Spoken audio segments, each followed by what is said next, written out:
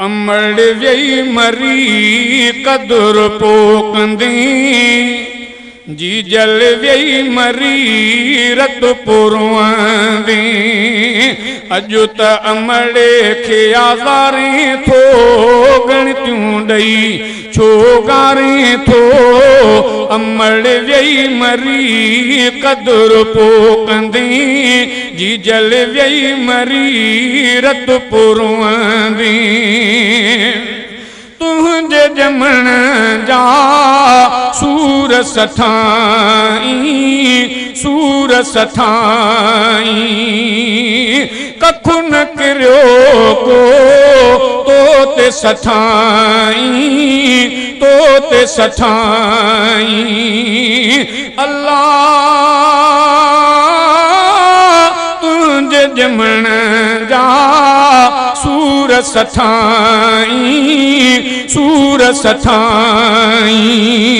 कखु न किरियो तुझे सिर ते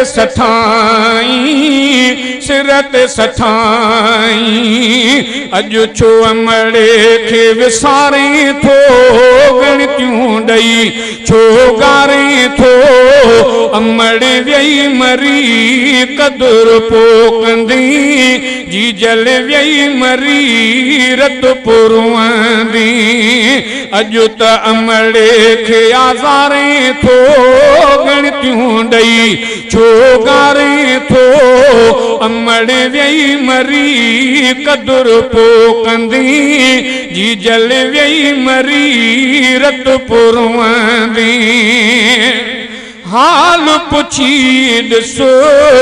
छोरनि छिनने खां माउ मिठीअ लए केॾो रोवने पिया छो न उन्हनि ॾे निहारे थो गणतियूं ॾई तंहिंखे गारे थो अमड़ वेई मरी कदुर पोकंदी जी जल वेई मरी रत पुरवांदी अजु त अमड़े खे आज़ारे थो गणतियूं ॾई छो गारे थो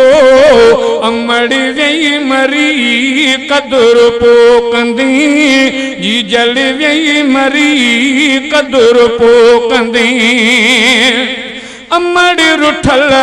थी रब रुठल थी समझो त तुंहिंजो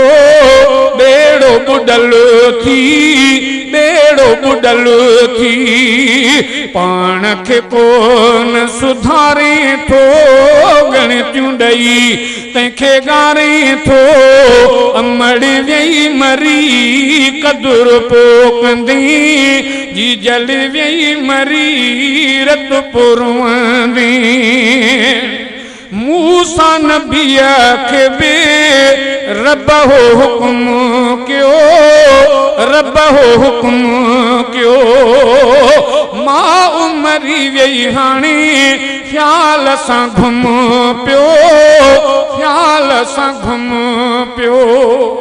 मूसा अलैहिस्सलाम अल्लाह जो नबी आ पर तॾहिं बि अल्लाह तबारक व तआला जो हुकुम छुस त मूसा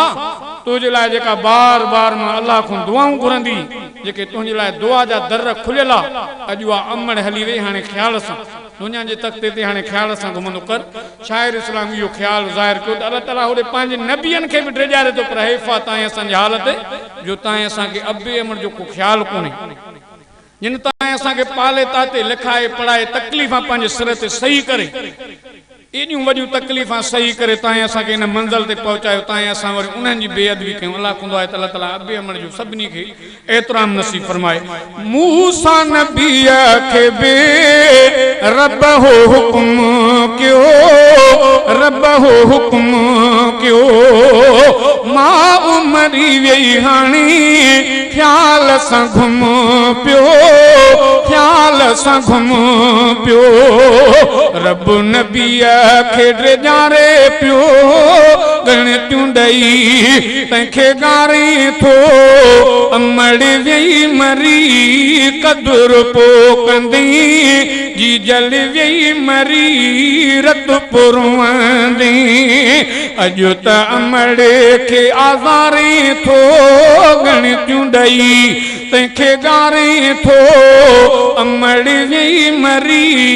कदुर पो कंदी जी जल वेई मरी